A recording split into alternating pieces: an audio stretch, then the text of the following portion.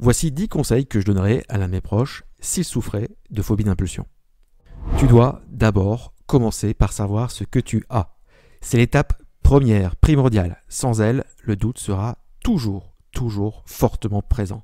Faire des tests, lire des informations sur Internet, c'est bien, mais ça reste que l'étape 0. Tu dois passer à l'étape suivante qui consiste à consulter un professionnel de santé. C'est une chose de faire ton autodiagnostic sur Internet, mais c'en est complètement une autre que de le recevoir d'un professionnel qui a vu des dizaines, des centaines de personnes avant toi qui souffrent de TOC. Cette personne aura un point de vue beaucoup plus objectif sur ce que tu as, et quand tu es dans la tempête, tu vas surévaluer, tu vas sous-évaluer certains symptômes. Alors oui, je sais, tu as peur. Tu as peur d'être pris pour un fou, tu as peur que le psychiatre t'envoie en hôpital psychiatrique. Je te comprends, moi j'ai attendu plusieurs mois avant de consulter un professionnel de santé, mais si c'est le cas, en faisant ça, tu donnes raison à tes pensées intrusives et indirectement, tu donnes du pouvoir au TOC. Donc, va consulter, c'est la première chose à faire. Deuxième conseil, ne reste pas seul. Ose demander de l'aide. Fais-toi aider, surtout dans la première phase de la crise. Lorsque ça nous tombe dessus, c'est très dur de vivre avec des phobies d'impulsion. D'ailleurs, on survit plus qu'on ne vit.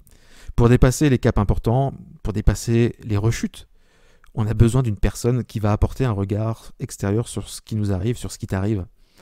Donc tu as besoin de trouver une personne de confiance avec laquelle tu peux échanger sans filtre. Trouve un psy qui saura t'écouter, qui saura te guider. Vouloir guérir seul démontre une certaine volonté pour s'en sortir, une certaine autonomie. Mais est-ce que tu n'es pas en train de tomber dans le piège de l'ego qui va te faire perdre des années sur ton chemin de guérison? Troisième conseil, ne misez pas tout sur votre psy. Si tu es suivi par un psy, combien de temps le vois-tu par mois? 1 heure, 2 heures, 3 heures, 4 heures?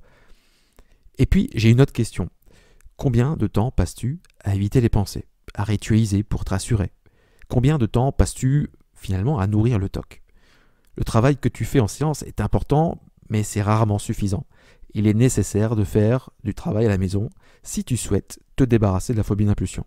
Un travail quotidien qui n'est pas forcément confortable. C'est d'ailleurs sans doute ça qui est le plus difficile, mais c'est nécessaire. Comment arriver à travailler comme ça chez soi? En utilisant, par exemple, l'énergie de la colère. Et voici donc mon 4e conseil, mets-toi en colère contre tes TOC. La colère est une énergie qui pousse à réagir, à passer à l'action. Bien exprimée, c'est une énergie qui peut être positive. Le TOC cherche, par des sentiments de honte et de colère contre toi-même, à survivre, à se développer. Retourne cette colère contre lui et pas contre toi, pour mettre en place ce qui doit l'être, pour l'empêcher de contrôler ta vie. Fais un plan d'action, prends rendez-vous avec un psychiatre, réalise un exercice TCC au moment où tu ressens cette colère contre lui. Tu as le droit, tu mérites de vivre une vie où le TOC ne te limite pas. Mon 5e conseil, cible le véritable problème de tes phobies d'impulsion. Si tu devais concentrer toute ton énergie sur une seule chose, c'est celle-ci. Diminuer l'impact émotionnel de tes pensées intrusives. Ce n'est pas diminuer le nombre de pensées intrusives. Les pensées intrusives seront moins présentes qu'à la condition où tu travailles sur tes émotions. Comment on fait? Pas en parlant pendant des heures avec un psy. Ça touche assez peu finalement le cerveau émotionnel. Il existe des techniques particulières qui permettent de venir reprogrammer cette part du cerveau qui génère les peurs. À ce propos, j'ai conçu 5 exercices qui permettent de reprogrammer nos réactions émotionnelles face aux pensées intrusives. Vous pourrez trouver le lien dans la description ci-dessous. Cela a pu aider Tom, Ahmed, Emma. Vous pourrez découvrir leurs témoignages dans le lien juste en dessous. Mon conseil numéro 6, arrête de nourrir le TOC. Affame-le, cherche-le à rendre moins puissant. Comment on fait ça?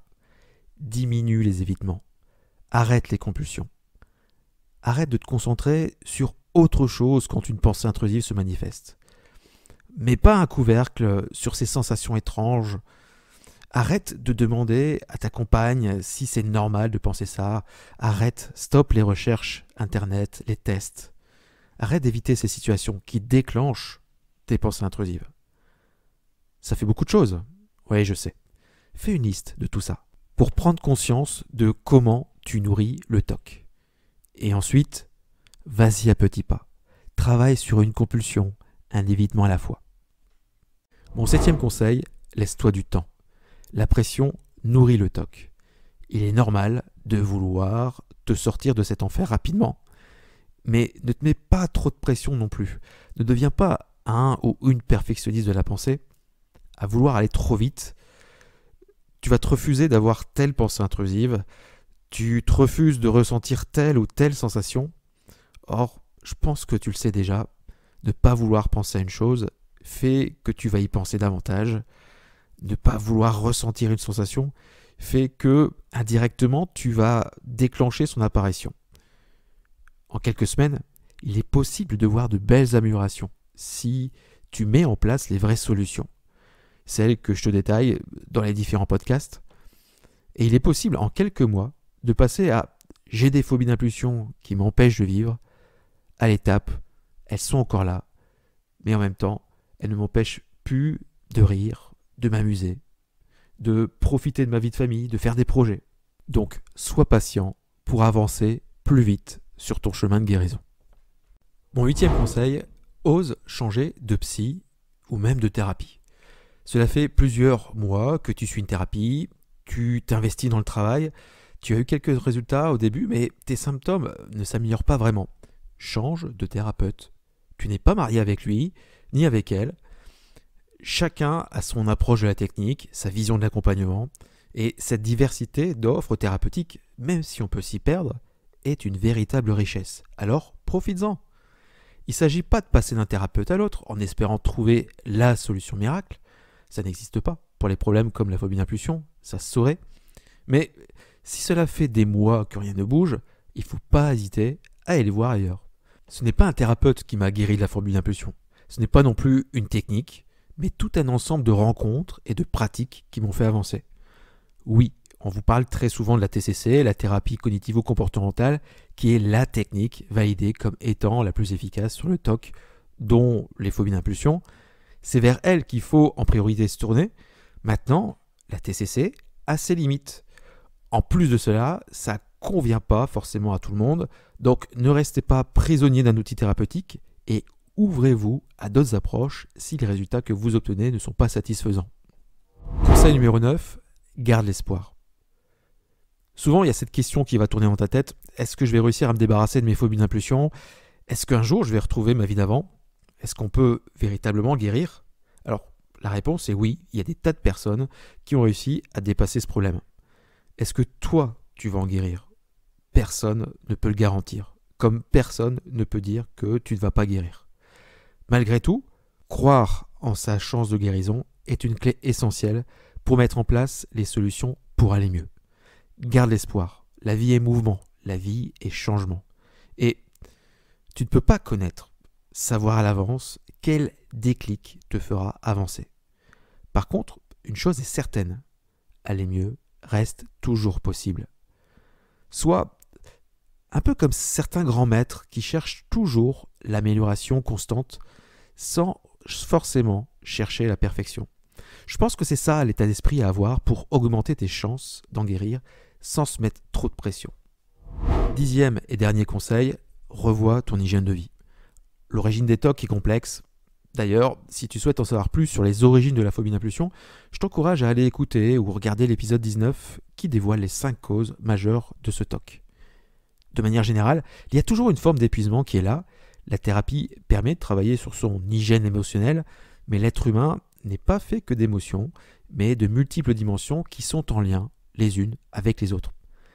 À quelle heure tu te couches? Est-ce que tu fais du sport? Est-ce que tu vois régulièrement des personnes qui te tirent vers le haut, qui te permettent tout simplement d'être toi-même? Ou est-ce que c'est peut-être ton alimentation qui pourrait être améliorée? Prends du recul sur tout ça. Il y a rarement une cause unique au TOC. Et si ton hygiène de vie n'est pas bonne, c'est comme si, encore une fois, t'alimentais le TOC. Pas besoin, ici, de devenir hygiéniste, mais c'est juste de choisir un élément qui pourrait être amélioré et de voir ce que ça change dans tes phobies d'impulsion, sur leur fréquence, sur leur intensité. Teste, regarde, mesure.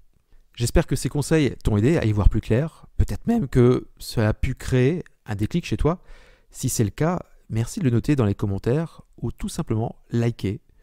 Notez ce podcast également pour ceux qui me suivent sur une des nombreuses plateformes d'écoute comme Spotify ou Apple Podcasts. Et n'oubliez pas, oui, il est possible d'aller mieux. Je vous dis à bientôt.